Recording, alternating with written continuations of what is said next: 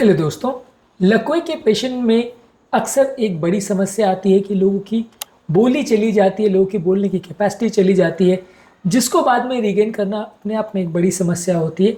आज हम कुछ यूज़फुल टिप्स के बारे में बात करेंगे जो स्पीच थेरेपी के हिसाब से आपकी मदद करेगा, या लकवे के पेशेंट में जिनकी आवाज़ चली गई है या बोलने की क्षमता चली गई है, उनको क्या क्या चीज़ें करनी चाहिए या उनके रिलेटिव्स को क्या क्या चीज़ें करनी चाहिए ताकि पेशेंट की ओवरऑल बोलने की कैपेसिटी इंप्रूव हो और उसके रिस्पॉन्स थोड़ा जल्दी आ सके।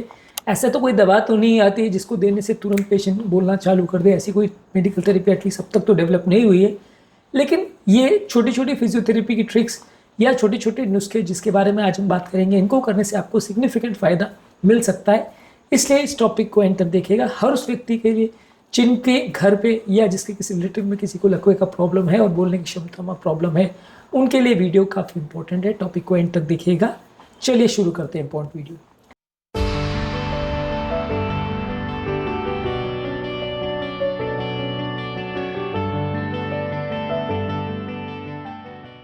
सबसे पहले बोलने की थेरेपी लोगों को कराना आवश्यक है। यदि आपने पेशेंट को ऐसा छोड़ दिया और उसको बोलने की प्रैक्टिस कराना छोड़ दिया तो काफ़ी चांसेस है कि उसका स्पीच इंप्रूव नहीं होगा।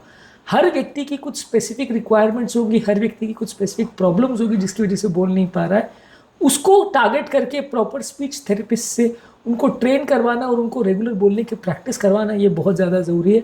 यदि आप पेशेंट को अपने हाल पर छोड़ देते हो कि यार जो होगा देखा जाएगा, जो इम्प्रूव होगा हो जाएगा, कोई बात नहीं, जितने महीने में आना है होगा सीपीएज आ जाएगी, इसमें टेंशन लेने की कोई ज़रूरत नहीं है, तो स्पीच का रिकवरी काफ़ी स्लो होगा और ये भी चांसेस है कि ये स्पीच कभी रिकवर ना भी हो।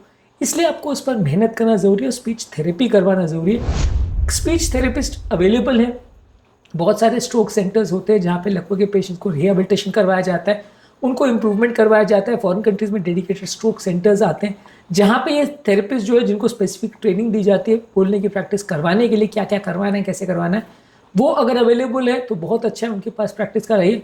और अगर एक आध बार उनके पास जा सके, लोकली वो अवेलेबल नहीं है, तो उनके पास ले जाइए, उनसे ट्रेनिंग लीजिए आप, और बाद में आप उसको कोशिश करिए कि आप अपने पेशेंट से ये करवा सके। घर पर उनको कैसे प्रैक्टिस करवाना है ये आप सीख लें और घर पर उनको करवाएं। तो ये सारी चीज़ें करना बहुत ज़रूरी है। अपने हाल पर पेशेंट को छोड़ दोगे कि नहीं अपने आप आना होगा आ जाएगा, नहीं आना होगा नहीं आएगा, तो काफ़ी चांसेस है कि इंप्रूवमेंट नहीं आएगा या बहुत कम आएगा।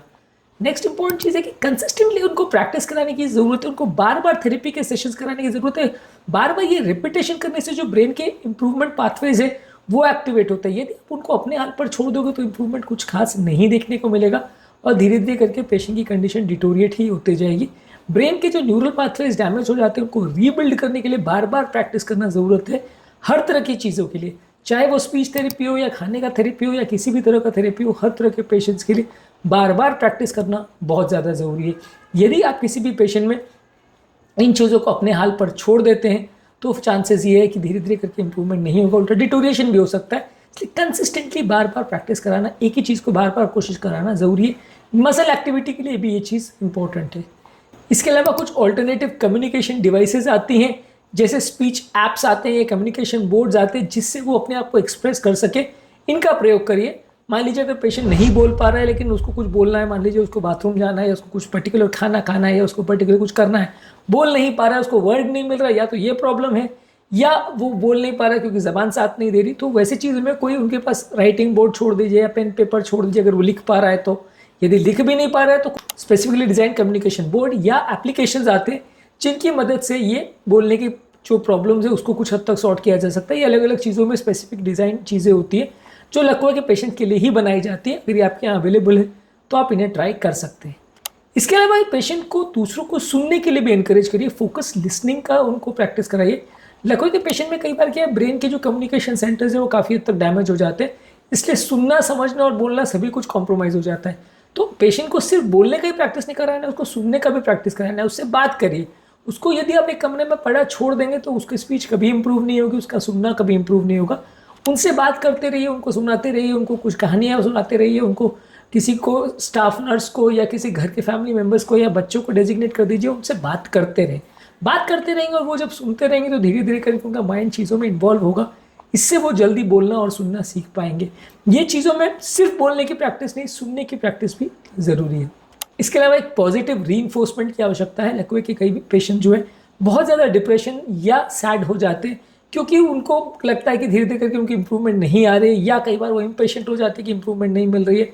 और ऑब्वियसली इस तरह की बीमारियों में आदमी बहुत ज़्यादा हैंडीकैप फील करता है, बहुत ज़्यादा वीक फील करता है, क्योंकि उसकी शारीरिक क्षमता सब कुछ चली जाती है। तो ऐसे केस में पॉजिटिव रीइंफोर्समेंट की ज़रूरत है। उनको पॉजिटिव रह के उनको इंकरेज करते रहिए कि हाँ होगा, आपसे होगा, आप कोशिश करिए, धीरे धीरे करके आ रहा है। अगर इंप्रूवमेंट नहीं भी आ रहा है तो उनको ये मत बोलिए कि इंप्रूवमेंट नहीं आ रहा है, उनको यही बोलिए कि इंप्रूवमेंट आ रहा है।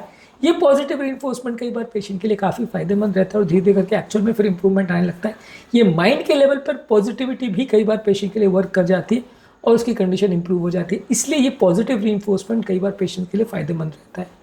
इसके अलावा कई बार पेशेंट की ब्रीदिंग की प्रॉब्लम होती है, कई बार उनका जो श्वास की मसल्स है वो कॉम्प्रोमाइज़ हो जाती है, इसलिए वो बोल नहीं पाते हैं। वो हवा जो निकालनी होती है फोर्सिबली ताकि वॉइस प्रोड्यूस हो, वो कॉम्प्रोमाइज़ हो जाती है, क्योंकि लैरिंग्स के मसल्स कई बार कॉम्प्रोमाइज़ हो जाते हैं, ब्रीदिंग के मसल्स कॉम्प्रोमाइज़ हो जाते हैं। तो ब्रीदिंग की एक्सरसाइज भी उनको कराने की ज़रूरत है, क्योंकि जो आवाज़ निकलती है वो ब्रीदिंग का ही एक पार्ट होता है। जो श्वास बाहर छोड़ते हैं उसी को अलग अलग तरह से आर्टिकुलेट करके हम साउंड बनाते हैं।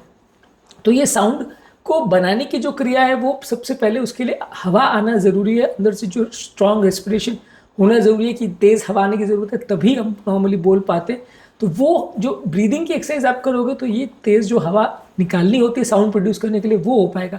कई लोगों में वो फिनोमेना कॉम्प्रोमाइज़ हो जाता है, इसलिए वो बोलने की कोशिश तो करते हैं लेकिन वो हवा ही नहीं निकल पाती है, या एक झटके से हवा निकलती है, फुट छूट जाती है, उसको कंट्रोल नहीं कर पाते हैं। इस वजह से भी लोग कई बार बोल नहीं पाते हैं और इसको भी प्रैक्टिस कराने की ज़रूरत है। इसके अलावा स्पेसिफिक साउंड्स के लिए उनको आर्टिकुलेशन की प्रैक्टिस कराई, जो थोड़े डिफिकल्ट वर्ड्स हैं। कई बार पेशेंट की थोड़ी बहुत इंप्रूवमेंट तो आ जाती है, लेकिन कोई स्पेसिफिक चीज़ों को बोलना या डिफिकल्ट वर्ड्स को बोलने में वो अटकने लगते हैं, उसमें उनकी ज़बान लड़खड़ाने लगती है। तो उनको बार बार प्रैक्टिस कराइए कि डिफिकल्ट वर्ड्स जो है, डिफिकल्ट जो सिलेबल्स है, उनको बोलने की अलग अलग तरह से प्रैक्टिस कराइए। इसको प्रैक्टिस कराने से भी थोड़ा फ़ायदा ज़्यादा मिलेगा। जो डिफिकल्ट वर्ड से कोई भी आपने ले लिया जिसमें आपका पेशेंट एक बार आपने बोला वो अटक रहा है, अगर अटक रहा है तो फिर उसी वर्ड को बार बार बोलने की प्रैक्टिस कराइए। तो बार बार जब वो बोलेगा तो उसकी साउंड थोड़ी क्लियर हो जाएगी। अलग अलग वर्ड जिस पे वो अटक रहा है, जो थोड़े से डिफिकल्ट होते हैं, उन पे बार बार प्रैक्टिस कराइए, तो इससे पेशेंट को थोड़ा फ़ायदा मिलेगा। इसके अलावा इन्फॉर्मेशन को जो है मैनेजेबल चंक्स में ब्रेक करिए। बहुत ज़्यादा इन्फॉर्मेशन पेशेंट को एक बार में मत दे दीजिए, उसको थोड़ी करके इन्फॉर्मेशन देते जाइए। ये इन्फॉर्मेशन को वो लेके थोड़ा प्रोसेस करेगा तो उसके दिमाग में कुछ आएगा, तो वो उसको बेटर वे में यूज़ कर सकेगा। यदि एक बार में उसको 10 इंस्ट्रक्शंस आपने दे दी कि ये यहाँ से वहाँ जाना है, फिर राइट लेना है, फिर लेफ्ट लेना है, उसके बाद वहाँ बाथरूम मिलेगा, फिर उसमें ये करना है, फिर वो करना है, फिर वापस आना है, फिर खाना खाना है, खाना खाने के बाद प्लेट को यहाँ पे रखना है, आप 10 चीज़ें उसको दे दोगे तो वो नहीं कर पाएगा। तो step by step small chunks में उसको इन्फॉर्मेशन दीजिए। इसको चंकिंग इन्फॉर्मेशन बोलते हैं। ये करने से पेशेंट को बहुत ज़्यादा इन्फॉर्मेशन को एक बार में प्रोसेस करने की आवश्यकता नहीं पड़ेगी और वो बेटर वे में चीज़ों को हैंडल कर पाएगा। इसके अलावा पेशेंट के साथ पेशेंस रखने की ज़रूरत है, यानी कि आपको जो है पेशेंट को थोड़ा पॉजिटिव रखने की ज़रूरत है और आपको भी एक उम्मीद रखने की ज़रूरत है कि चीज़ें इंप्रूव होगी। पेशेंस रखने की ज़रूरत है। यदि आप ये उम्मीद छोड़ देंगे और पेशेंट के साथ नेगेटिव बिहेव करने लगेंगे तो उसके लिए भी बहुत फ्रस्ट्रेटिंग हो जाएगा। खुद को भी रीएश्योर करने की ज़रूरत है और पेशेंट को भी रीएश्योर करने की ज़रूरत है, ताकि ये चीज़ें इंप्रूव होगी। और ये मामले में जो साइकेट्रिस्ट है या थेरेपिस्ट है वो बहुत हेल्प करते हैं कि वो पेशेंट को भी पॉजिटिव लक्ष्य देते हैं, पॉजिटिव उनको हिम्मत बनाते हैं, ढाढ़स बंधाते हैं और रिलेटिव्स को भी कराते हैं। क्योंकि कई बार इस तरह के पेशेंट में एक बड़ा प्रॉब्लम होता है जिसे केयर गिवर बर्नआउट बोलते हैं, और यही लड़के के पेशेंट में सबसे ज़्यादा होता है कि रिलेटिव्स हथियार डाल देते हैं कि अब हमसे नहीं हो पाएगा, बहुत हो गया, अब हम और इनको हेल्प नहीं कर पाएंगे और इनके लिए कुछ नहीं कर पाएंगे, अब ये जिए मरे कोई बात नहीं। तो ये जो केयर गिवर बर्नआउट होता है कि रिलेटिव्स एक तरह से फ्रस्ट्रेटेड हो जाते हैं और छोड़ देते हैं मरने के लिए, वो बहुत बड़ा रीज़न होता है जिसके बाद पेशेंट की कंडीशन बहुत जल्दी बिगड़ने लगती है।